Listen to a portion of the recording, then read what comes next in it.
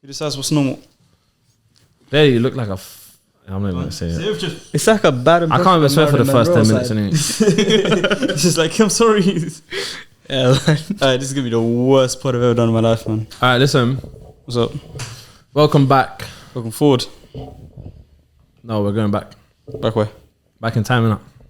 Wish we can turn back time All right, welcome center. to the good old days. Anyways, let me stop talking shit. No. Yeah, today we've got a special host. Yeah. Not a special guest, we've got a special host. Yeah. We've got Sami in the building. Samuel. Yep. He's gonna be hosting this podcast. Yeah. So we're doing fuck all today. Yeah, but basically, It's all you, bro. we're the guests. Go nuts. Yo, Leo, why you showing me the mankles? Mankles. Let me put that down. The mankles. Yeah, you gotta hide them, man. You might turn me on. Damn. You showing the mankles. All right. Wait, Cool. no. Well, yeah, I'm tired, man. Hey, this is already shit. No, it's the worst. It'll be the worst podcast. It'll be the best, worst podcast. Yeah, No, the worst You best got- podcast. Yeah, but you can't be negative. You gotta be positively negative. I'm not gonna lie, yeah. Positive. I'm not gonna lie, yeah. If I was listening to this, if I'm watching it and listening as well, I wanted two things would happen. I'll be like, this is fucking genius, and this is gonna be a lit conversation, and I don't know what's about to happen. Yeah. Or the other thing, I'm just turning it off and I'm going to watch something else. Yeah, man. I'm probably tuning into like CEO cast. What's that? What's that? CEO cast. CEO cost. Yeah. What's that one? It's basically this Asian Bangladeshi Donny who interviews like people that are in the business world, like doing different things and stuff. So they're like CEOs or high successful people and all of that Is it stuff. boring? Now, you know what? It's actually lit. I've learned a lot from it. Lit house or in terms of Like Christmas lit, like Christmas tree lit. That's just lit, innit? this is bright. Yeah, it's bright. The bright features, innit? What is a podcast you would listen to? Do you know what is it? What is a podcast in general, anyways? What is a podcast? How do you lot describe a This is what I love podcast? about podcast, man.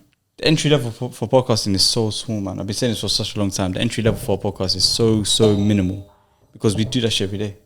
What do you mean? Just jump on a podcast and that's it? No, just have a conversation. Yeah.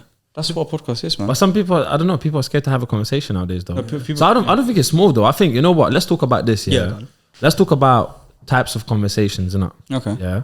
So I feel like there's people out there who are struggling to have the sort of like the embarrassing or like the tough or like meaningful. I think people don't have a certain type of conversation, or they're scared to have some type of conversations, or they don't know how to. But no, would you not say people have a specific way to have those kind of conversations?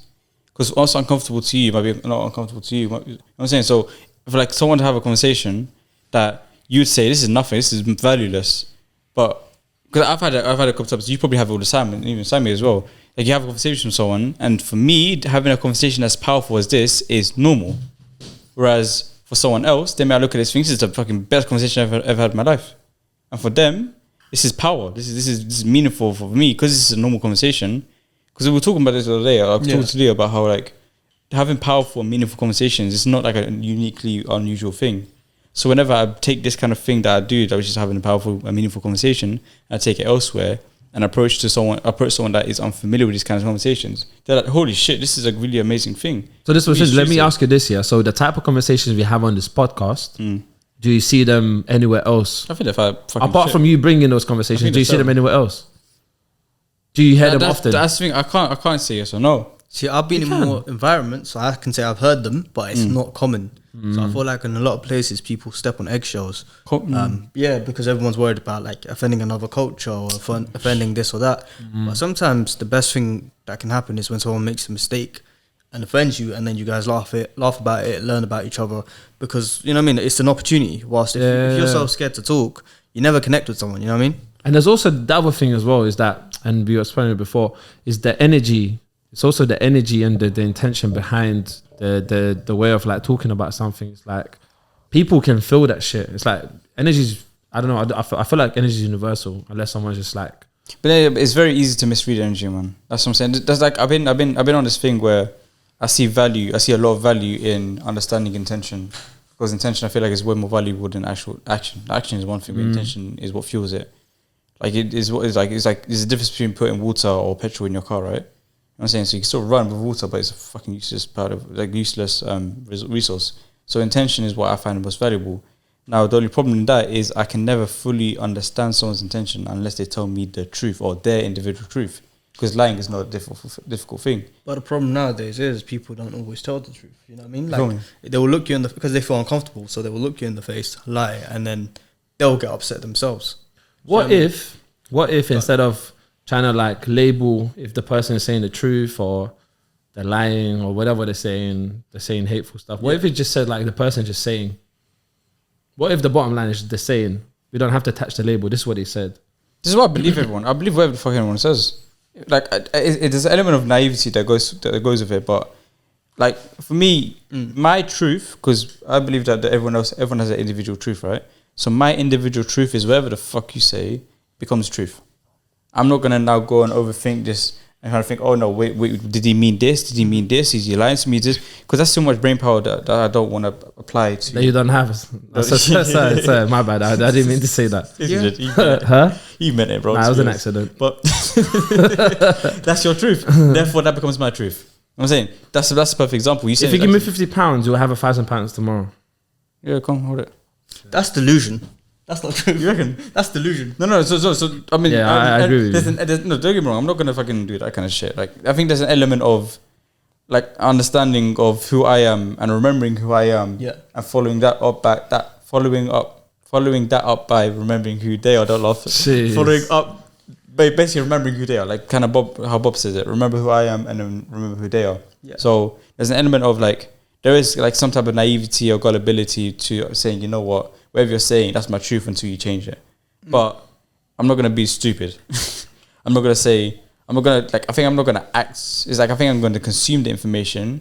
But when it comes to acting based on that information, that's when I start I'd rather kind of be a bit iffy. But it's just all it really is trying to simplify life as much as possible and saying, you know what, I know that if what you say is not true to me, then I might start overthinking about it and whatnot. And it goes as far as from the person you know the best to the person you know the worst. Like people are just overthinking strangers.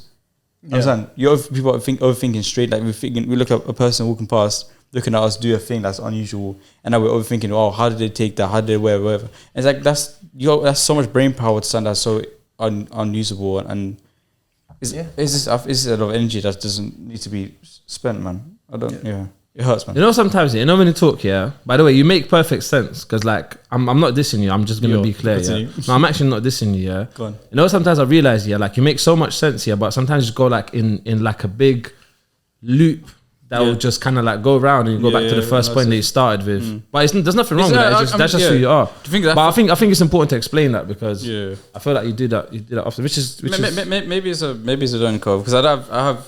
Like we were saying, man, we never know how far we've travelled until we turn around and look at where we started. But everyone has their own unique style of communication. Yeah. Like, a man was just talking shit I like double the time he used to be talking. So yeah, try and guess what question I'm about to ask Sammy.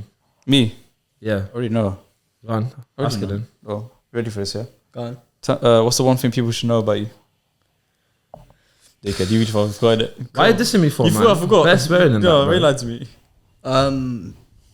I think for me, it's just, I don't know, like, for me, it's like, I'm always like, I'm a real person. So, like, if people wanted to approach me just because they need to talk. Why would you? I'm just checking if you're real, innit? No, but like. So, I was just checking if he's a real person. You could have asked me to. I wasn't sure. No, I just meant like, if someone needs to approach me because they need to talk because, something's going on. Wait, he wasn't sure. He wasn't sure since 7B. Sorry, continue. I see what you're saying. That took me a while to I was pointing at the mic for you. What's your definition of real? You're a real person. Instagram like, real. The thing is, no, not Instagram real. Like, if you come to me, and like there's something wrong. Like, for example, I'm not going to pretend to care on social media and then in real life be like, nah, I can't help. Do you know what I mean? Like, if I can help, regardless of if it's in front of people or not, and I want to help, I'll be very direct with you. If I don't want to help, you know what I mean? That's what I if you're my friend, I think you know this because obviously me and you go back. But if it's like, it doesn't matter how tedious the task is or whatever. If I see you in pain and you need my help, I'll try and help, even if it's like in a small way. I'm a bit different, man. Yeah. Don't touch that. Sorry. Yeah, it makes a lot of noise. And put the mic up a little bit. So sorry for the technical difficulties. I realized I've gotten to a point in my life where if I don't want to do something, I just don't fucking do it. And it goes as far as it has nothing to do with the relationship I have with the person. Like sometimes I do want to help the person. It's just I don't want to do it. Yeah. And I realized that I've become more positively lazy. That's my bullshit justification. I've become positively lazy. I've gotten to a point where What the hell is that? it's just laziness with a positive twist. Like, you know, like they say, the laziest person in the world was the guy who invented the washing machine because you couldn't be asked to wash by hand. Yeah. But I think that's where me and you might be different. Because, like, for me, like, I wouldn't keep people in my life that I don't care about. I mean, it's a case of if I don't care about you and you approach me, I might just But even those who care about the more I actually care about a person, or the more a person makes effort with me, that's the more I invest in them. But if I don't like someone, I'll be polite to them maybe, or I'll just not engage with them. Yeah. But do you know what I mean? But if I don't care about someone, then it's just a case of you're never even going to think about coming to me anyway. Do you know what I mean? But I see. So it's kind of like, if you come with me with all the drama and you don't have, you're not a nice person, or you don't bring any value to my life apart from drama, then there's no point of you being in my life. But if it's a nice person, a genuine person, a good friend, someone who makes you laugh, someone whose company you enjoy or whatever, it's those friends when they're in a down and bad place, whether it's for a day or for a month or whatever, those are the ones you care about. Because they're the friends on a good day and a bad day. Yeah, I like that. And do you know what's interesting about what you said? Yeah, there's the element of sometimes, like, based on your own behavior, you'll kind of teach other people on how to interact with you. Yeah. So like this is what I like. This is what I find quiet people fascinating, because they're always quiet. Like, people assume that they're always quiet, but sometimes they might be quiet on purpose. And then because they're quiet, like, they might have a different engagement from other people just based on that. Yeah. So that's just like one example. But I feel like people based on their own behavior can also like kind of like impact on how other people treat them anyways. You know, that was interesting on that as well. You know how we always talk about, like, responsibility is a measure of our ability to respond, right? Is it? No, he said it like 50 times now. It's fine. Okay, cool. Yeah. Wait, Common unity, man. Yeah. You didn't do this to me. Responsibility, so I kind of see it as a measure of your ability to respond. I think we should also look into reception. How have you received this information or this? Because, like, those who are quiet in a room, who don't really listen to anyone, they don't really speak much or showcase much. I think my question to them is always, how have you received? How have you consumed information? Yeah. Because again, the book don't change, the reader changes, right? So the reception is always going to be different. So I guess this is also a question I would like to answer myself a lot regularly. I can respond and choose to respond all willy-nilly as much as I want, but it's also how have I received the information as well? Because the information is something we never change, right? The thing that happens is not something we change. It's just, it happens. Yeah. So we get to choose our response, but how can we choose our reception as well? Because my belief system, I have full control of myself, which means I control everything that happens in and around me as an individual. Reception is another one. How good is my phone reception? I've got 4 bars, 3 bars, 2 bars. Yeah. What is it? 5G, 4G, 4G, O2, 3G. T-Mobile. Yeah. T-Mobile. But I think at the same time, shit, T-Mobile was dead enough. I was going to say, at the same time, let's say if we go back into that, I think a lot of it does depend on, you know how they say nature, nurture? Because obviously nature is like, your DNA and whatever, but nurture is like, let's say if you're growing up in an environment where, at home, they consider something, like, for example, like in a lot of South Asian communities, right? They consider like asking questions as talking back and a bad thing. But then, like, if the child grows up and they don't understand something and they don't ask, they'll never know. They will never know, and that doesn't help anyone. Not their company, not themselves. Like, do you know what I mean? It doesn't help their friends. It doesn't. You know what I mean? They just. But you know what? That's the thing. So I feel like we live in an era where you don't have to ask. Google.com. Like, literally everything I want to know, I just Google it. Like, sometimes, this is so funny, and this happens with Aladdin sometimes. Okay. Like, I'd speak to Aladdin, and then he'd be like, "Oh, what does that thing mean?" And like, I would go on Google myself, I would check it and I'd be like, yeah, it means that. But if you already knew the answer to the question, I would Google it myself. No, but not always. But then I'm thinking, like, why don't I just tell him to Google? But I think that's why am I Googling? No, that's the thing. The point I'm trying to make. Some people Google for other people. Yeah. You know what I'm saying? Yeah. Some people Google for other people. Yeah. Instead of just telling them, yo, go Google it yourself. But the thing is, you can Google like a lot of factual things, right? But let's say if Aladdin's giving me his opinion, I can't Google that. There's other people's opinions though. But what I'm saying is that I can obviously ask you or whatever, but Google cannot tell me what Aladdin's thinking, because do you know what I mean? Yeah. Well, not necessarily Aladdin. So asking, but it's just an example. No, but that's the thing. So then it goes back to the point of like whose opinions do you value, and that's where we get to choose, like whose opinions. Even like information, even like sharing information, like the way to teach is always going to be that the method of reception and the method of teaching would always be the one of the most valuable things we need to understand. If I asked you, like my kind of word is mandamify it for me. Read this thing or this song. You understand? Let's say for example crypto or like NFTs and shit. I don't understand the shit, and if I wanted to understand it, it shouldn't be a problem. Google, YouTube, no problem. But I would like it to be mandamified, simplify in a way that I would understand it. And me as an individual, which is why I wouldn't ask like a stranger or someone I don't know or someone that, like I wouldn't ask like Poku Banks or something like that. For example, like someone I'm familiar with. Who says that shit. No comment.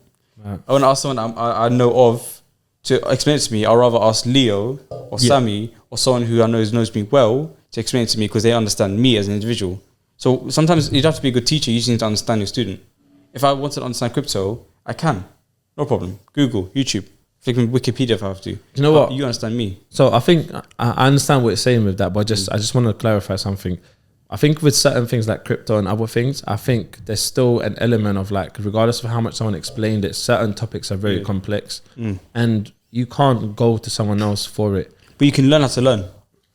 So the reason I said that is because there's many different aspects of crypto. Someone could be an expert within one, like let's say blockchain technology or something else, and might be another expert within like, you know, how to create like different layer tokens or something. So what I'm trying to say is that there'll be experts within different fields. So sometimes you need to understand, unless you've got loads of people that you can talk to that got expertise. But that's what I'm saying. Like the thing that I look for is either teach me in a way that you know me and understand, or teach me to learn.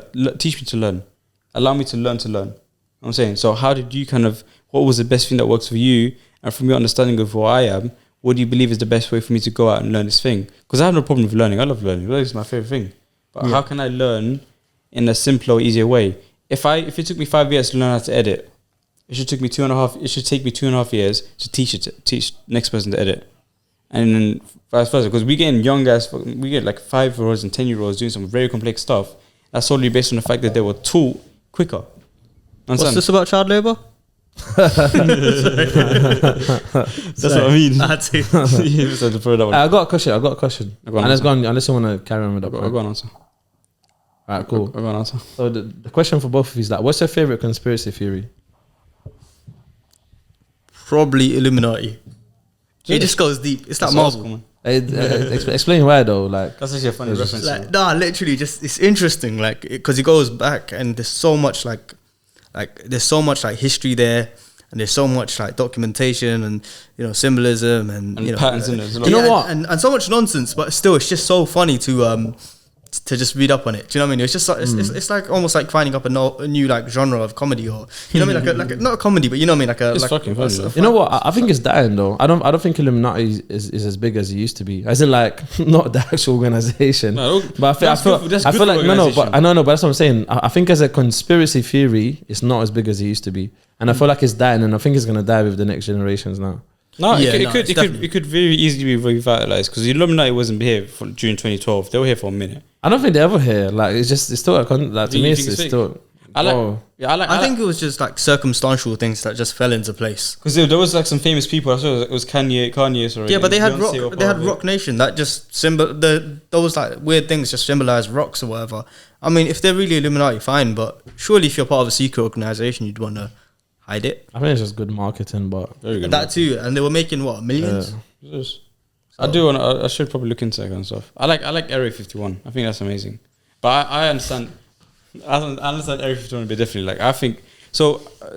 The biggest example I bring forward is that internet was a thing way before it got released, right?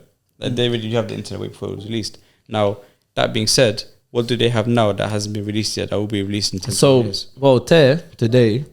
Shout out Voltaire. He was talking about the fingerprints that we get on the phone. Like they've had that in 1995. So we know, and this is how he explained it as well, and a lot of it explained. Remember, like when the Nokia ringtones would be, so obviously the old brick phone, the 3310s, whatever.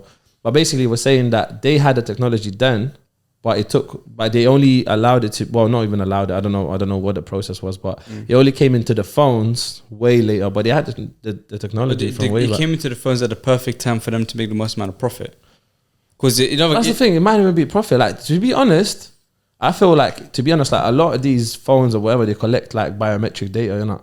Because that's the next big thing is the It's not just data; it's biometric data. It's like who you are as a person, your fingerprints, your all these different. But that is similar to Apple's methods of selling. What they do is they have the technology; they can do it, but their whole thing is bring out at the right time. And this whole thing of where Samsung have been doing it for a minute, they love that shit. They love the fact that Samsung have been doing it for a minute because Apple, they have a certain fan base, right? I'm selling iPhones to Samsung's customers regularly. So Apple have a certain fan base or whatever. What they do is they let Samsung do their thing. Let Samsung release a one Face ID or fingerprint sensor or this, that, whatever. Let them do their thing. And then they try it out and they see what works, what doesn't work, how do the customers that come back with it, all that stuff. And then when they create demand, that's when Apple release it. Now that Apple have it, it's going to be better because Apple have this kind of that design or the way their things look, that if you Applify it, it looks even better than if it was a Samsung, for most of people's opinion. Understand? But that's what I'm saying. It's not about released at a certain period of time. It's when can we release this to benefit us the most? Understand? How can we release this to at a time that will maximize our benefit, our profits? And that's what a lot of us do. A lot of these brands do. They just wait for the maximum profit and then they release it. I'm saying, this is what I'm saying, that stuff like curing cancer, they will never release a cure to cancer unless they get an illness worse than that. Because once you cure cancer, NHS goes down fucking hell. How dare you? What'd I do? Make that accusation to our NHS. By the way, I don't believe none of conspiracy theories unless I see some evidence. Just to be clear. But that's what conspiracy. I know, but that's what they are until it's proven to be true. Yeah, so but what I'm saying, it's but to me, it's just like it's all assumptions, isn't it? It's Yeah. like, yeah. Some of them are so good though. Do you know what my favorite conspiracy theory is? Yeah, that everything's gonna be alright. That's amazing. That's true. That's a sick conspiracy theory. Is it not? But is it not going to be alright? For some people, maybe not. Right at the end, even at the end, you're dead and it's all good. It's gonna be all It's all centered. over. It's gonna be all centered. What do you mean? It's not gonna be all right. It's not gonna be all left. It's gonna be all centered. So, hold on. No, fuck it. Round of applause for my There's no round. This is one straight applaud. brilliant thinking. No, Actually, you know, I think I'm the smartest, dumbest guy ever. I'm the dumbest smart guy ever. Yeah. You're the dumbest dumb guy ever. Wow, that is so rude. You're bad at being dumb. You know, there's people that say you're the dumbest dumb guy ever, you know. So I'm dumb at being dumb, which in turn is two negatives equal a positive. Meaning I'm smart. There we go. I'm complimenting you. Exactly. Listen. How dare you misinterpret my intentions? So moving forward, yeah, Even though I'm moving back. let's make the rest of this episode about a theme. Let's choose a theme. Okay. What theme should we talk about? Well, you ask the question, so you bring it forward. I told you I'm not the host. Sam is the I host. feel today. like it should just be randomized so that we are forced to talk about something that's beyond our comfort zone. Ooh. Why did you use the word forced? Because I thought, Got him there. you know what? I didn't even realize I used, yeah. But no, but you know what I mean. It's like when we talk about what's in our comfort zone, we never talk about what's like something new. What's outside of there? Yeah. So Yeah, let's talk about that. Yeah. Yeah, what's outside of your comfort zone? I never have anything on my house. Bro, wait, man. Let Sami talk, bro. No, for me, it's like just Man, that's a good joke. no. But what would I say? Thank you for the validation. I don't know. Like for me, it's like heights and traveling and stuff like that. Do you know what I mean? Heights? But I still try. Like I try to deal with heights every time. You know what I mean? Yeah. Because I don't want to be like my fears and whatever bugs me control me. But it's just a case of I've never been. But that's the thing. Is that outside? So you know what? Let's clarify this now, Yeah. because personally, I don't believe in my mind. I don't believe that that's outside your comfort zone. I believe there's just something you don't want to experience. Or like is that thing? You know, is that thing of like you're not scared of heights, you're scared of falling. Yeah. I think certain things you're actually scared of, and you have a valid reason to be scared of it. Yeah. It's not to say that it's outside your comfort zone. Who the fuck wants to fall with no parachute or something? Anyways, like that's Yeah. scary. That shit's scary. Yeah. And I think some people have a bit I less think of it's only it. scary if you're scared of death. I think death is something we should be scared of. I think we should leave our... Who hurt you? No, not like that. No, let me understand. Bro, there's a pattern going on with him. It talks Yeah. about like Hitler. It talks about like killing people, genocide. Yeah, I'm trying to It talks about don't be scared of death. Something's going on. Like we need to watch him closely, bro. It's a conspiracy until I prove it right. Yeah, it's true. I think the fear of death is very interesting for me as well, because Batman, for example, Batman is not scared of death. He doesn't fear death at all. Yeah. That will be his downfall. Because the fear of death is a subconscious thing we have that allows us to be more like stuff like adrenaline, stuff like living off certain hours of sleep, and like the need to live is something that our body takes care of. So let our body take care of our need to live, but then our conscious should be a fear, not scared of death. Our like fuck it, our fuck it mindset or stuff like that. That I think that should be a thing that we should always aim not to allow to be scared of death. Our subconscious, yeah, because that maintains our living organs and stuff like that. You understand? The fear of death is neglecting the fuck it. I disagree with that though. Okay. Like, so by the way, I'm not saying, so when I disagree, like, as a fact, you know what I mean by that. I'm not saying your opinion is not valid. Just to be clear, I'm just saying my map of the world is slightly different to what you're saying. How would you put it? So the way I would put it, and it's not just being scared of death. I think just being scared in general is a good thing. And meaning everything's in certain ratio, right? Yeah. So meaning, for example, let's say if I'm super confident, I'm not scared of anything. I'm very overconfident. I might get let's say in some kind of street argument or whatever. And if I'm overconfident, I might not actually judge the situation correctly, and I might be a little bit overconfident in a delusional way where like I could end up getting stabbed. Yeah. Where if I had a little bit of fear, or like I was a bit scared, or I wasn't too confident, less confidence makes me value the situation a little bit better. So I might potentially be avoid of being stabbed. So what I'm trying to say is that actually sometimes being scared of death is a good thing, because I might evaluate situations in a different way because I'm scared to lose my life. The word you said there was sometimes, and that's why I kind of lean on what you say. Everything is always circumstantial, because the thing is, I think it shouldn't be a thing where we should always be scared of death, always be not scared of death. Is utilize it when and where. Understand? If I'm a confident person, it's not that I'm a confident person, it's I use confidence in the right time and the right place. Understand? So how come I do a thing where it's just using the right mixture at the right time, opposed to using the same mixture all the time? But I think sometimes like being nervous or being scared actually means that we care about a situation. If it's your first time giving a presentation to a big audience, or if it's your first job interview or stuff like that, it's not that you're scared like you're gonna get killed. It's more of a I don't know what the outcome's gonna be, because it's a unique situation, and the fact that you care, like you've never cared about that something before. But isn't fear learnt behavior? Majority of fear is learnt behavior, right? Not really. That's one of your favorite phrases, by the way. Learnt behavior. I got from Specs Gonzalez. Specs Gonzalez. Yeah, I think fear is one of the biggest, because babies are close to fear. I think the whole life is learned behavior. Yes. It's like yes, and just carry on. Yes. Yes. Yes. Babies are only scared of like dropping, and kind of like the raw basics, the lack of food, the lack of the animalistic instinct. That's all you think babies are scared of, and then from there everything is learned, including fear. So the whole thing of doing a presentation for the first time, everything of fear you're scared of, from my map of the world, is learned behavior, because you learn to be scared of that kind of stuff. That kind of leads to, I don't think you got to finish your point, by the way. That kind of leads to the thing we were talking about not long ago, which is things being outside of your comfort zone. And presentation can be outside someone's comfort zone. Yeah, that's how it expands. Yeah. But then let's talk about someone a bit more familiar with all of us. Like, let's say, for example, your first bout in a boxing match, right? You've been sparring, you're ready for it. You know that obviously your opponent's going to come for you for real. You're prepared, but still you might be the most prepared guy in the world, but you still might have a hint of fear, not because you're scared of him, but because it's your first match. Do you know what I mean? No one's taught you that, because you've never had a bout before, but it's the fact that there's pressure there. Plus, so there's the self-doubt.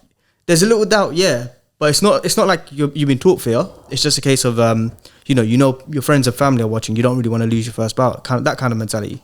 I don't know if that makes sense. So it makes perfect sense. It's basically what you said. You're not scared of the thing. You're scared of the outcome that potentially might become. It's understanding what you're scared of. I think the first thing to unlock or to I guess stabilize this fear is to understand what exactly you're scared of. Can we be scared of greatness? Yeah. No, but the greatness isn't what we're scared of. It's what will lead as a result of the greatness that we will be scared of. Sometimes greatness can create bad things. Actually, Elvis was great. Boy. What, you scared of Elvis? No, Elvis was great, and boy, look at his lifestyle. So yeah, you can't be scared of greatness, because fear, I have a fear of being, I guess sometimes this wouldn't be me, but one can say I have a fear to being rich and famous, because I know that once I become rich and famous, I'll be a wanker. How you call me? I'm saying I'll be like a dickhead. I'll be a this and that. But you're not scared of being rich and famous. You call me a wanker all the time. Don't try it. You're not scared of being rich and famous. You're scared of the person you might become. So now it's like, how much of that outcome can we control? You need to stop doing that. What? You need to stop doing that. Doing what? How much of the outcome can we control? Is it a thing where I'll lose my first bout, and my fear is everyone's gonna kind of look down on me on that shit. I can't control that shit, so why should I give a shit? But if it's a thing where I'm scared of being rich and famous, and the reason why I'm scared of being rich and famous because it's gonna enhance my bullshit antics, that's the shit that we can control. So the fear isn't. I don't think the fear is even being great or rich and famous, or even the antics that I will become as a result of it. Maybe it's the fear is I can't control myself. I'm scared of my lack of ability to control myself. But there is a third option. That's a good take. But there is a third thing where it's like, let's go back to the boxing, or when something's too great, or what you were saying just now. Sometimes it's not that you're scared of it per se.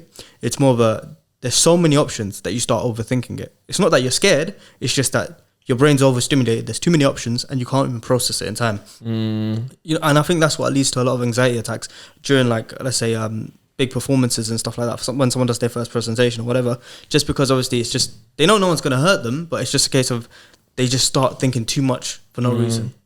Do you know what's interesting about what you said? So I've learned something life changing the other day, and I think that's to do with anxiety. So recently, I've got this. So I've been struggling to sleep. Like I'll go sleep late, yeah. And this is like a recent thing. So let me just explain it, yeah. So I have this. This happens to me like maybe like once a year. Like I'd have it for like a month or two, and then it goes away. And also there's this element of like work sometimes. So I'm gonna connect the two in a second, anyways. But part of the anxiety to go to sleep is me thinking about I'm gonna get lack of sleep. So it's me thinking about the fact I'm not gonna sleep enough, or like how much sleep do I need. So I'm actually thinking about the thing that I need to be doing, right? Instead of doing it, I'm thinking about it. And then I realized with work, I had the same pattern. Well, I still have the same pattern sometimes. And this is what I'm changing now because there's something I realized, which is about I'm thinking about how much work I've got to do. I've got to do this thing, that thing, that thing. And I'm thinking about how I'm gonna do it and what I've got to do instead of doing it sometimes. Yeah, it reminds you of and that's what anxiety is. I think anxiety is thinking about the thing rather than doing it. 100%. That reminds me of this thing from Kung Fu Panda. I think Master Oogway. I'm going to paraphrase it, but essentially what he's trying to say is we end up walking the path. The path we take to avoid a thing ends up being the path that we're meant to be taking anyway. Like in my attempt to avoid a thing, I'm actually going towards the thing that I'm trying to avoid, because that is part of the. I'm saying so. Like you like. Thinking about the lack of sleep is basically the example, because you're thinking about this thing that's creating this thing that that's inevitable.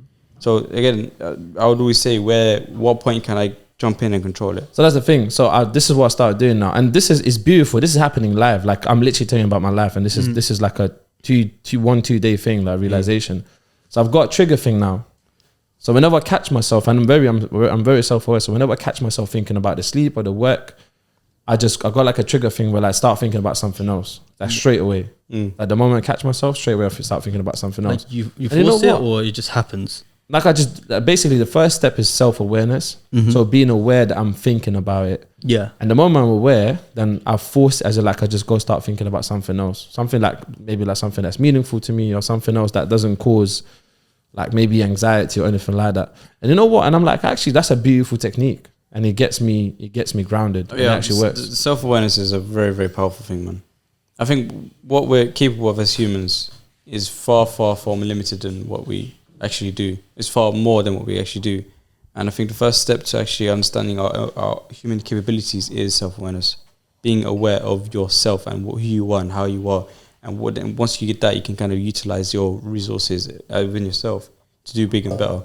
So even me, like I've been having a sleep thing recently.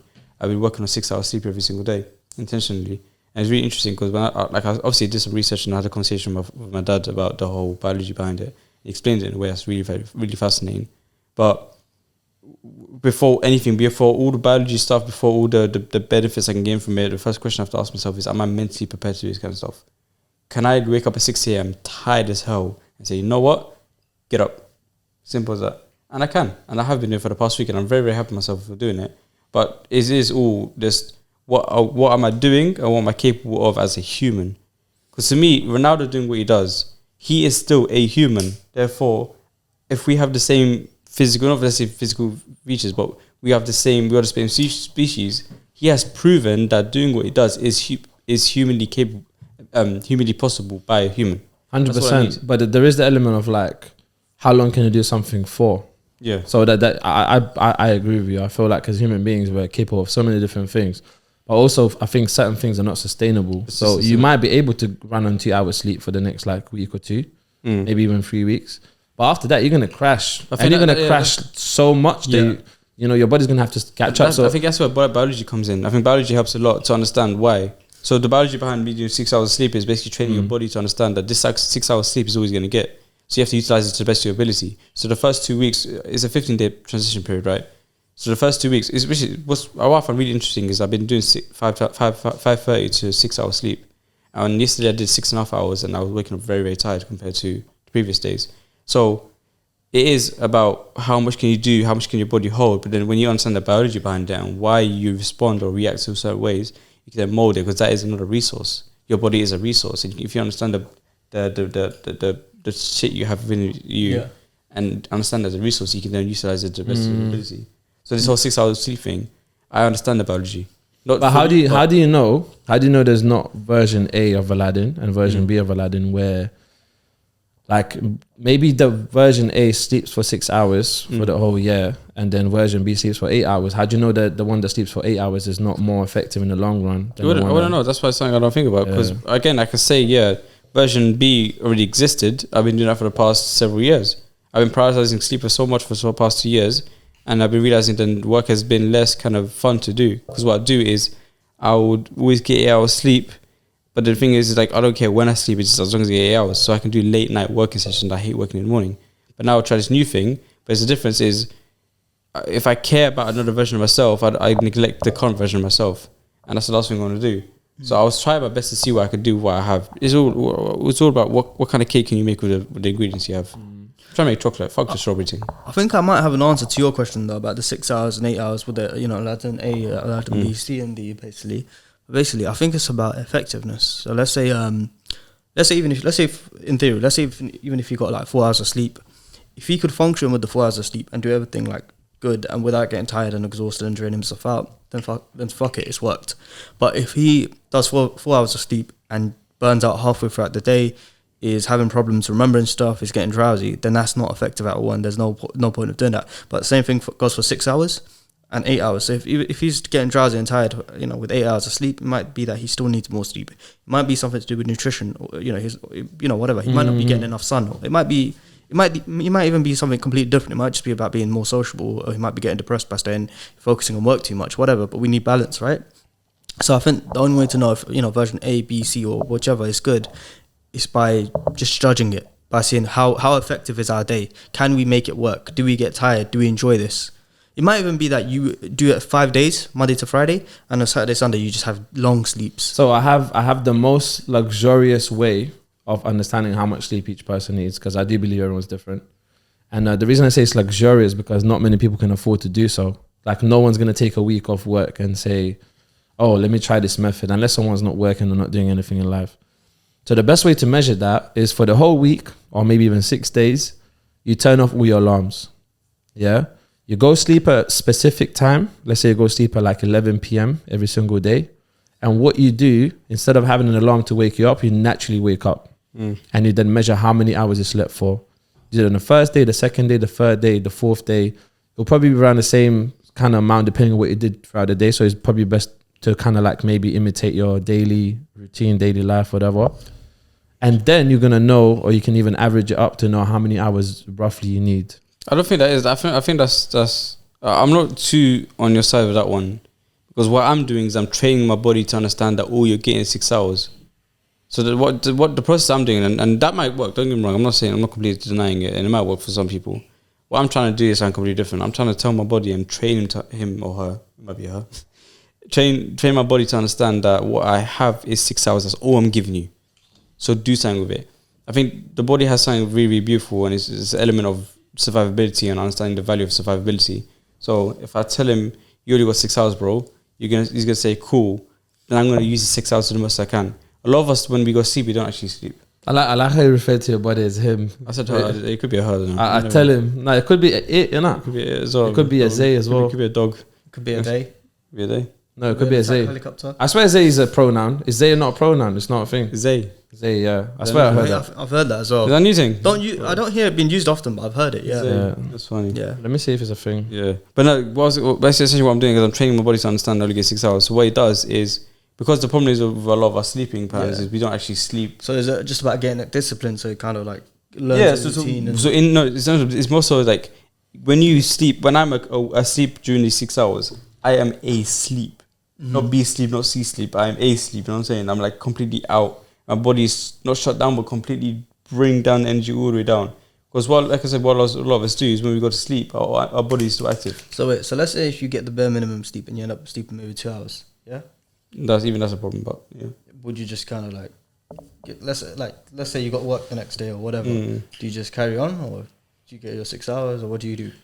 The priority would always be to get 6 hours. The idea is to get 5:30 to 6 hours as close as possible. We don't. It's to get 5 hours to 6 hours as much as possible, right? That's the priority. And the idea of that one is pattern, right? It's prioritizing on pattern. Yeah. So my thing has been to come this. I wake up at 6 o'clock every single day. Yeah. And the reason why I do that is because I want to go sleep as soon as I get home in the evening, so I can wake up in the morning early and do as much work as I can before I go to work or before I go to wherever I go. But essentially, what I'm trying to do is make sure that the 6 hours I get, my body's actually asleep during those 6 hours. Yeah. If you give your body say 8 hours sleep every day, it starts to become a lot more relaxed and start not fully resting during those sleep hours. So the 6 hour thing is saying during the 6 hours, because there's a lot of biology stuff that goes behind it that fully helps us understand why we do what we do. But during my 6 hours, whenever I go sleep for 6 hours, my body is off.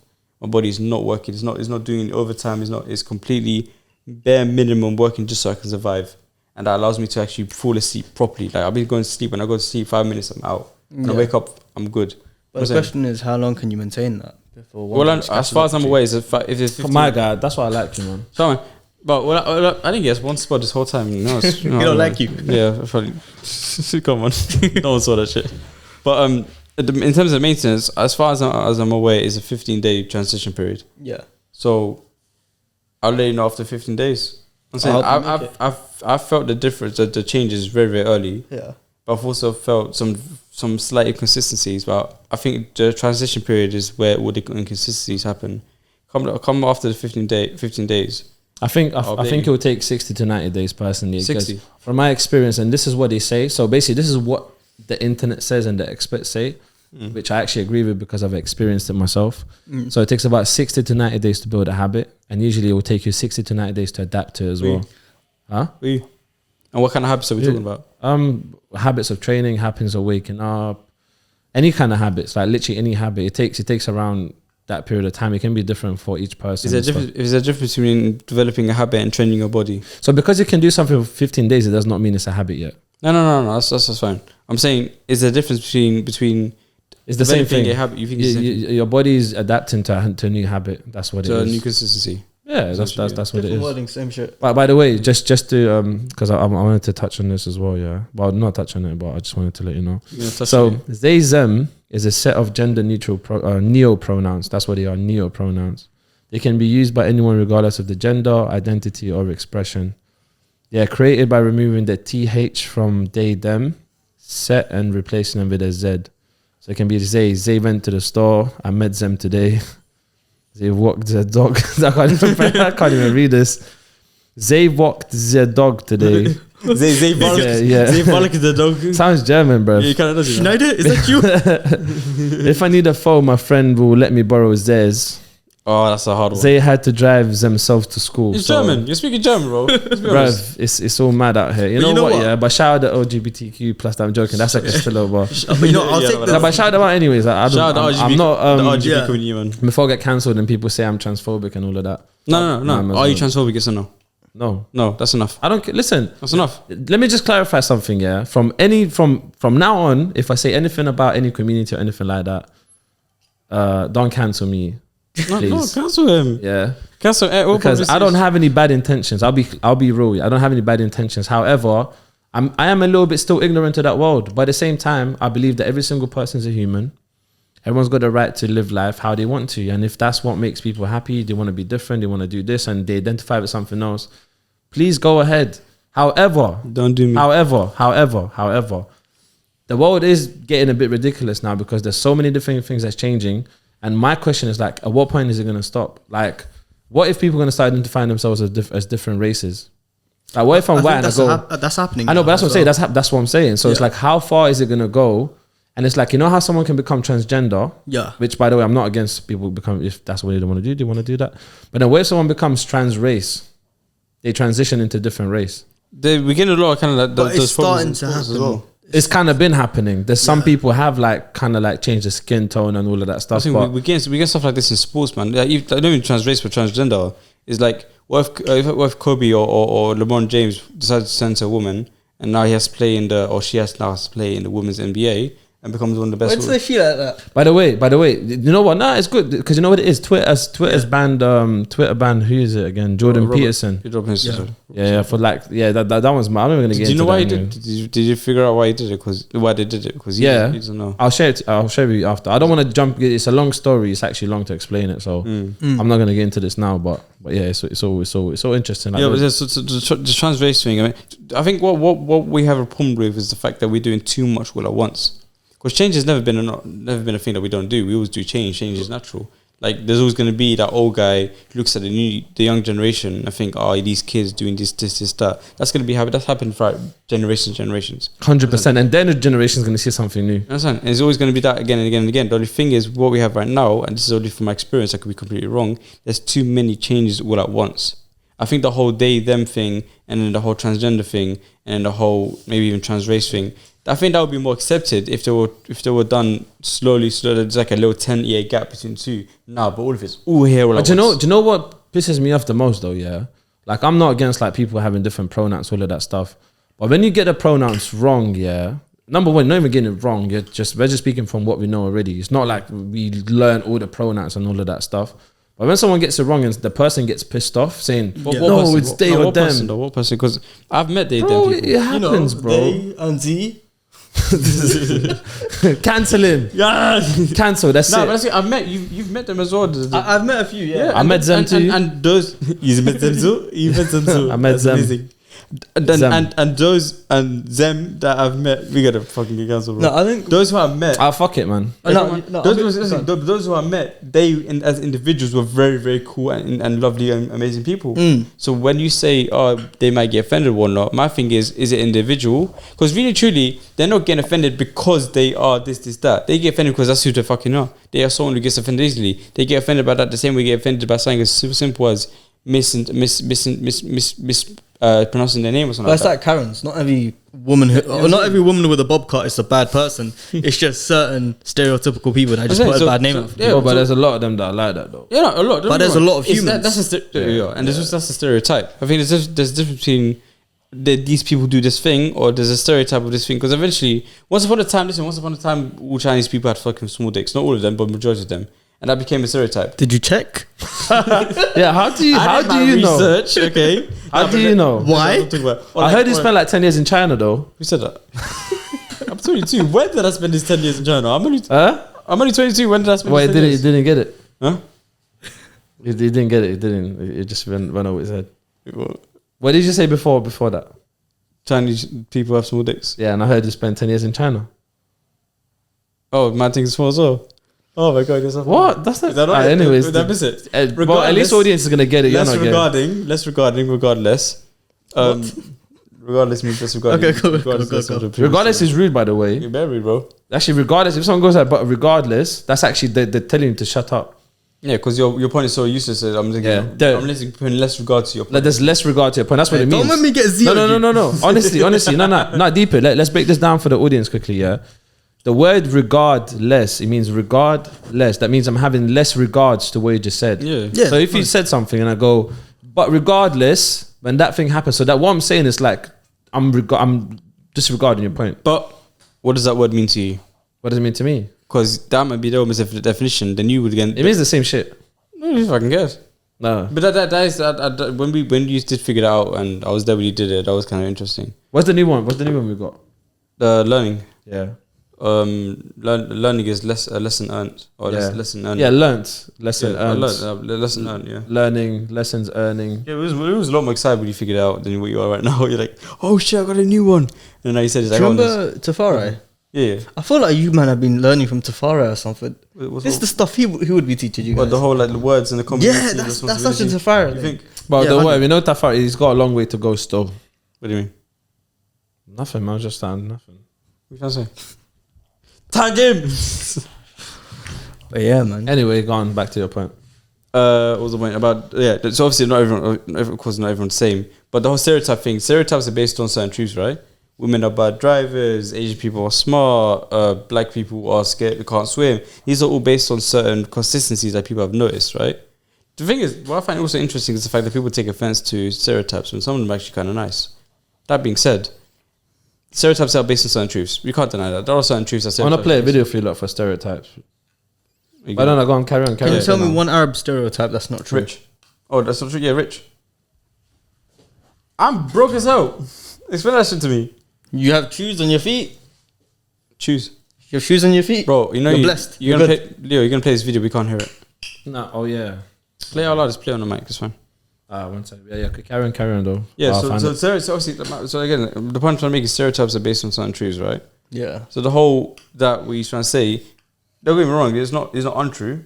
There Yeah. are a lot of day people that's like, oh, how dare you get my pronouns wrong? All that shit. That's not true. Untrue. But from my personal experience, I've been exposed, and I've been lucky enough to be exposed to those who are not like that. And as a result, my opinion on them has become less fuck you kind of thing. Whereas Leo, for example, you had a different experience. That experience is based on your exposure. What have you been exposed to? All you know is what you know until someone presents something new to you, right? So if you wasn't then exposed to the people that I met and you were speaking to them, had a conversation with them, different experience, right? Different experience. So, but the fact of the matter is the stereotype is true or has certain truths to it. It's just we can't blow it out of proportion. That's what stereotype is blowing a consistency out of proportion. Yeah. At least that's what I believe. I love this shit. Anyway, this is the video. Okay, you people get on my fucking nerves. You know what? Look how beautiful it is out here. This is a national forest, means it's open to the public. I got a camera taking pictures. 3 people pull up. Oh, hey, is everything okay? What are you doing there, buddy? Fuck you, that's what I'm doing. You know what? But a guy can walk into a goddamn school or a grocery store with an AR-15 and y'all don't see shit. Let a black dude get a camera just hanging around someplace taking pictures of birds and then you're like, oh, that's fucking suspicious. I wish y'all would learn what the fuck suspicious is. Get the fuck out of my face. Okay. Yeah. That's death for America. Yeah. But listen, but that's, you know what? Listen, obviously, number one, he's pissed off in it, but I feel his anger, bro. Like, obviously, he's just a black guy with a camera being judged because that's not a regular thing a black person would do, according to him, anyways. Wait, who stopped him? Like black people or white people or what? I don't know, but people. I'm guessing it's white people probably. Yeah. I don't think black people. But Would what is he upset about? Because now I want to analyze it. He's upset about the consistency of a certain pattern, right? The fact that every time he does something is different to how other people react to it. But then again, it's like, I think he's just frustrated with the judgment. It's like the guy just trying to take pictures in peace, and because it's so out of the ordinary. Like, do we have a okay? I have an interesting. I want to understand something from your perspective. Given the opportunity to be approached by a racist person that would then racially abuse you, right? Given that situation, do we now have a responsibility to teach? The same way when you was having a conversation with that person that spoke to you on the phone about someone basically called him on a sales pitch or whatever, completely random, and you end up having a really powerful conversation with them about how you can change your life and stuff like that, make yourself a better version of yourself. Do we have a responsibility to teach or even plant the seed into that racist person? If someone approached my man saying, "Oh, what's going on? What are you doing right there with the camera and shit?" Said, "Take some pictures of these birds. You want to come see?" And you come and see it. So you know what? The answer is this guy, and if you're talking about this video in particular as well, he actually indirectly did teach people. Maybe not particular people that pulled up on him, but by making that video, I think that was his responsibility. So that's how he responded. You know, like he said, "Let me make a video," and actually, there's people watching it. I go, you know what? Actually, maybe next time when I see a black guy with a camera, I'm not going to say nothing. Yeah, because it's just taking pictures. So that was a good way of responding. I mean, maybe his approach was a bit iffy, and to be fair, that fucking mimic was very funny. See, I kind of disagree though. Like, I feel like when it comes to social media, a lot of it is herd mentality. So if people are against it, everyone will just flat out be against it. No one's gonna have the balls to just say, nah, he was definitely in the wrong or whatever. And if it goes, to people first that are against it and think, oh, this black dude's being weird, they are, they're gonna first be like, nah, he's been, this dude's wilding for no reason. Do you know what I mean? So I think you know what? I think to some extent you got a point. I think people are always going to respond in different ways, but you know what? Fuck it. I feel like sometimes it's just better to go head on, I don't know. Or just don't give the consent. I've been on that a lot recently about the whole consent thing. Yeah, I mean, Because the way I see it is when it comes to like emotion and stuff like that. Everything. So my kind of perspective of things, I think Leo disagrees with it, and so did Alex when I said it. Everything that is me belongs to me, and I own it. Right? Some people believe in God, and what they say, don't rub it. By the way, if you rub it, then you have to leave it and kind of let it dry by itself. It makes it last longer. When it comes to anything that I own, it belongs to me until I give it away or give someone the consent to take it. Right? So emotion belongs to me. My response belongs to me. Everything about me, my power belongs to me. So by the time someone has power or influence, or what the hell is he doing? Just carry on, man. Majestic essences, if you want to tag them. By the time someone like allows me, gives me, like I say, they have made me feel this way, or they have power over me, or whatever. I've now given the consent to the person saying, you know what? Here is my power. You can use it and do whatever the hell you want with it. Here is my emotion. You can use it and do whatever the hell you want with it. Those who believe in God will say, or can argue, oh, that's a gift given by God. How dare you give your gift to someone else? Yeah, everyone's going to describe it. They do basically, and I don't know if that's what you're saying as well. I think that's another extra point you're making on the side. Yeah, which is everyone does the same shit. They describe it differently. Yeah, essentially. Yeah, it's just it'll be explained through like means of religion. But the point I'm trying to make is for you to allow for you to allow something or someone else to give you an emotion or whatever. You're giving them consent. You're giving them the ability to do that. Understand? So when it comes to being approached by someone racist or by someone stupid, by the time I let them say, you know what, this person, I'm allowing this person to make me feel like a dickhead. I've given the consent. I've given them my own property to do whatever. It's like basically giving someone your house for a party. I basically give it to them. Said, do what you want. I basically that's what I said. And it's just noticing when you're doing that and stopping and taking back the responsibility and taking back the power of yourself and saying, you know what, you done, we done, say nine. I still can control myself. The power is the biggest one I've been learning recently. In fact, people would like to give away power. Oh, you know what? I wanna jump into power as well a little bit. But before I do so, I'm giving you the consent that you don't even need. You don't even need that consent anyways. But I'm giving the consent to ask Sami the most powerful question I'm gonna ask him right now. Oh, don't you want to touch on power? Oh, wait. You want to touch on power first? Before you do that, 7.8 is that a question you're going to ask? No. Before you do that, I want to say something to you. So you know about what you said about save trust? Huh? Save trust. Yo. Basically, you know what you were saying about how I need to give consent. I was trying to save my chest. My body. What I was gonna say? Because it was my chest talking. Sorry. Shut up. So, firstly, according to someone's mum, I brought you into the world. I can take you back out. That's funny. And second thing is, basically, when it comes to consent, and helping people and checking people, basically. Sometimes, obviously, when you educate people, it makes the world a bit of a better place. But obviously, mentally, you can't educate everyone. That's a losing battle. So I feel like sometimes, as an act of charity, it's worth investing occasionally to educate people. The keyword is occasional. So no, the problem is the thing isn't educating people; it's just planting the seed. Yeah. Listen, but it doesn't mean I change your mindset. It doesn't mean I change you. Yeah. I just have a conversation with you, and I don't go head on because that's so you give the opportunity to understand a different perspective. Yeah, but the thing is, if I want to teach you something and you don't want to learn, you would never learn that shit. You'd be surprised. I've taught so many people. But sometimes it's, and I think the most powerful way of teaching someone something is through asking the question. Yeah. Because there's nothing more powerful than someone realizing it themselves through a question. They said that's a big tip during sales. When you want to sell something, you have to ask all the questions, let them answer, so they can understand themselves. It makes sense. But this is another thing, right? Let's say if I want to change the way you think, I can't do that until I understand the way you think. So sometimes I still don't think you can do that at all. Anyways, I believe you can, but it just takes a lot of energy. That's positive. I don't think so. That's positive manipulation. I think the only way you could do that is if he gives you his consent. So the only difference is some people are very good at giving the consent away to everyone. Some people give the consent to particular people. Yeah. Meaning that people that give the consent to everyone, anyone can go and change them. Because they'll give you the consent. Some people, you will never change them because they might be very particular who they give the consent to. For some people, there might be an invisible contract. Yeah. Yeah. So meaning that some person might say, my contract is based on a relationship. If I have an amazing relationship with you, that's the only time I'm going to give you my consent. Yeah. Sometimes there might be something else. There might be, you know what? If you are giving me money, you'll be the person that I'm going to give the consent. That happens with kids and parents a lot. Yeah. Yeah. what I find in these situations when it's adults, I'll say 7 out of 10 times, it's a case of if I hear your opinion, so you feel heard. If I just go at you guns blazing about what I want you to learn, you're going to disregard it because it's totally against what you believe in. But if I actually hear you and don't go for face, just go running at you with a sales pitch, usually at the end of it, you feel that comfort of, okay, he's heard me. Because you can't give. And then at the end of the day, it's a case of even if you don't agree with me, there's that respect of we heard each other out. You can't give 50 patients. You can't go into a hospital right now and start giving 50 patients paracetamol saying they're all going to heal the same way because they will have. Actually, you could. No. If they all, if you can't give a cancer.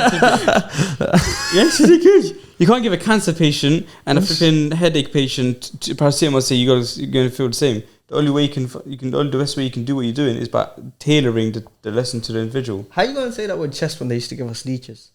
What's that? Yeah, back in the day, medically speaking, they used to give us leeches. You know, ketchup used to be a medicine back in the day as well. Yeah. Oh, that's interesting. Yeah. I need to fact check this Go fact check it before we start spreading false information. Yeah. We're not giving you personal life advice. We're just saying things, and you can do. If Aladdin was behind the panel and that, he would have Googled that.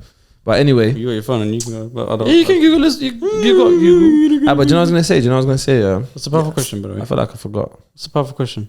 Huh? You said there was a powerful question. No, I said you're gonna ask. What's the powerful question? I said, what's the powerful question that you want to ask Sami? What is a powerful question? Yeah. Don't say the, then it's an A. What do you want to ask Sami? You lot remind me of that couple that goes to me, to you. Yeah, fucking Chocofish. Oh, that's the one. Yeah. Choco Brothers. They died, you know. Huh? I think they died. Oh, but don't make me sad. Do you know about Choco Brothers? No, but I'm fascinated with people that go, they probably died. No, they have. I've seen some stuff about them. No, but why is that relevant?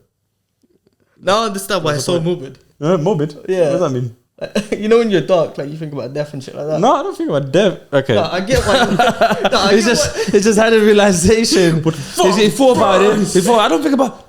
And there's calculations in the background. It's like 2, 5. Oh, okay, yeah. Maybe I do. I think death is a beautiful thing.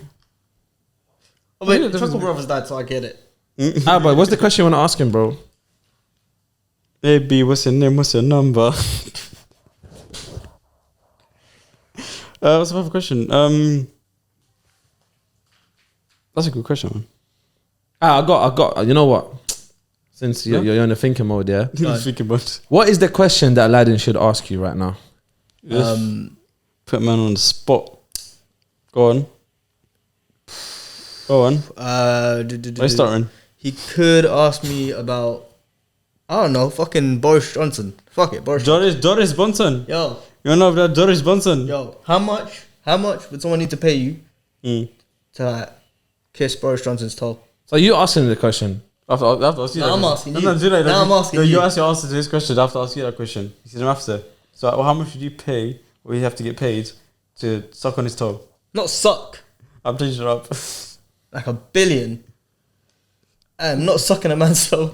You should. And I know no one's paying me for that shit. I'll do it for £200. What? Standards. Yo, some low standards. I can flip that, man. I can flip that to. But why? Do you know what? Do you know what came to my head? Nathan. I'm thinking, how much would Nathan do it for? He would listen. I've been talking to Nathan. I spoke to Nathan recently. He was telling me that he would do. There's very little he won't do for money. I know that. He made it very clear, and I felt the energy when he said it. Yeah, just nothing. So how much? How much? To suck on his toes. Yeah. Do you have anything to promote, like to show? Chill, bro. You have a small community. Nah, bro. What are you doing, bro? We're trying to wear the question. But 1 second, man. You have a small community of about 200 people that watch the podcast. So do you have anything to share? I want to promote Aladdin. He has a good podcast. No, for those who don't know the podcast that they're already yeah, BTS. It's a sick podcast. I thought it's called Suck on Boris's Toes. Is it? Yeah, but listen, how much? Yeah, 1 second. I'll get to it. I'll get to it. Definitely trying to avoid it, bro. No, I'll get to it. Yeah, you know what you're doing that? Have you seen that grilling episode with Castillo when he goes like sniper out now on all digital platforms, bro? I've heard of it. Yeah, trying to do that. Yeah, man. But listen. So, cool. You have one opportunity. Yeah. Say one thing to 7.9. What are you doing? We're not checking out yet, bro. 1 second. You have one opportunity to say one thing to 7.9 billion people, because it's gone up now. What are you going to tell them? I'll tell them like, you could die tomorrow, so like just make sure you enjoy your everyday just a little bit. Even if it's a hard day, even if it's a bad day, even if you're busy, even if you need to pay rent or you need to work or whatever, make sure you take at least 5 minutes out every day to do something you enjoy. Even if it's just dancing, even if it's listening to music, but if you get a chance, obviously go out with friends, go on an adventure, go freaking Kilimanjaro. Huh? Kilimanjaro. Go Kilimanjaro, That's it. go abseiling, go what's that thing when you jump off a plane? Do that. Oh, parachuting. Yeah, just try everything because you never know when you know it'll be a wrap, and especially doing it with loved ones because once they're gone in it. So just making sure you appreciate those around you, and also appreciate yourself because once your time's up, it's up. Do you know what? Can I add to that with your permission? You said like you could die tomorrow. Like my thing is like you can die today or you can die right now. Exactly. Like there's people dying right now. Exactly. Dying today. But yeah. Do you think there are more people being born than there are dying? No, I'm confused now. Why is that? We're done. We're wrapped. I've wrapped. Yeah. No, I do have a question though. Go on. Do you think there are more people that are dying than there are being born? Which one do you think is more? I think more is being born because the population's going up. Just logically speaking. Nah, I think more people are dying, fam. think- Actually, wait, hold on. Nah, Population's going up though. Yeah, sure. So logically, Some, you can actually get a life count of that shit. But I'm thinking, how the hell do you can get a life I don't count? think that's accurate. Of course, Could it's you imagine accurate. someone in every hospital? I'm not sure. I think it One probably dead? depends on like on the period. I think there's probably some like let's say there's a month where more people die than are born, innit? But I guess overall then, because Overall probably not, yeah. 7.8. Now I know one 7.9. thing. More people are born in November. I know that for a fact. I know why. Yeah. Yeah. Valentine's babies. That's it. Oh, is it? Yeah. We'll count 9 months after February. Oh, alright, shit, man. I don't know about any other month. Just that month. Is that true? Is that an actual fact? I mean, I would bet my left testicle on it. That's how confident. I know what. Cool. No, I'll match. Yeah, I'll match I know what. I'll bet my right testicle. We're about to test it. We're about to test it. We're about to test it. You're gonna testicle it. What month? You're gonna have to chop off the testicles. What month are most people? Wait, we just switched them. No, yeah, you saw me. Yeah, give me yours. One is darker than the other. It's alright. So, why's that right? It's alright. No, my testicles got saved. My testicles didn't hurt, baby. So your testicles got saved, but you're still not 100% correct though. God, so It's the rates are July through October, so it's not to do with Valentine's Day, but Say again, July to it's October. between July to October. Those are the highest rates between July to October. Yeah, I mean, you got like New Year's, then that period, you got Christmas. And I reckon winter time it gets cold and people trying to warm up and that. yeah, but I mean, like Christmas, New Year's, Valentine's. Yeah, that whole first few months. Yeah. So what does that mean? Do we like cut an inch of our testicles? No, I'm playing. I'm playing. No, we're not Yeah. testicles at all. Logan Paul has like 2% of his testicles missing. How do you know this stuff? I don't talk What about do you research? I don't want to talk about it. I'm not lying. Yes, she has about 2% is very minimum though. Yeah, but it's still, I mean, it's still Testicles? testicle. Testicle. One of his testicles is What's like, the actual testicle? is it 2% or is it 30%? Yo, weird 20%. question. Would you guys ever get a vasectomy? What's that one? You know That's when what- they when cut a little bit off so you don't have kids or something. I think that's what it is. I don't know. I might be wrong. Oh, no, fuck no. No, man. Yeah, I just feel like I wouldn't. Then again, I'll probably end up adopting this, to be fair. No, it's like, imagine something goes wrong. That's I think people should adopt. No, I think people should adopt more. So fucking having your own babies. Adopt more, man. but like it's never gonna be. Like, No, do not adopt. I'm telling you right now, do not adopt. What's I that, adopted Aladdin. Yeah, trust me, it's not good. It's not good. With that being said, it's not good. with that being said, On that note, boom, bow, boom. boom, bow, jiggle, jing dong, and we're out. bow, da da da. There's the music coming in the background. How does it go? Perfect. Perfect.